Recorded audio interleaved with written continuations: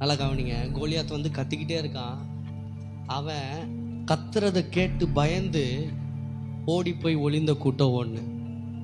ஆனால் ரெண்டாவது ஒரு கூட்டம், ரெண்டாவது ஒரே ஒரு தாவீது வந்து அங்கே அந்த கோலியாத்தை முறியடித்து மொத்த இஸ்ரவேல் ஜனங்களும் கோலியாத்து இறந்த உடனே ஆர்ப்பரிக்க தொடங்கி கோலியாத்தை செத்துட்டான் அப்படின்ற ஒரு சந்தோஷத்தில்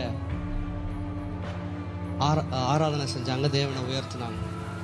இப்போ நான் இதில் என்ன சொல்கிறேன்னா, உங்களுக்காகவும் எனக்காகவும் ஒரு தாவீது வந்தார்.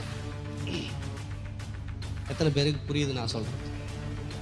சரி, வந்தார். அவருக்கும் ஒரு கோலியாத் இருந்தான்.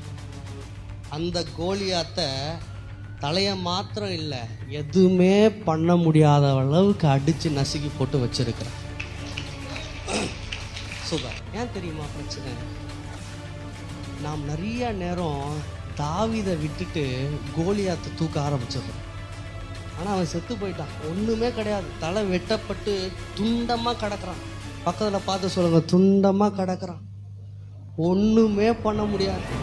எனக்காக அந்த கோலியாத்தை முறியடிச்ச அந்த தாவீதை ஒரே வேலை தான், அவரை மாத்திரம் உயர்த்திக்கிட்டே இருந்தாலே போதும்.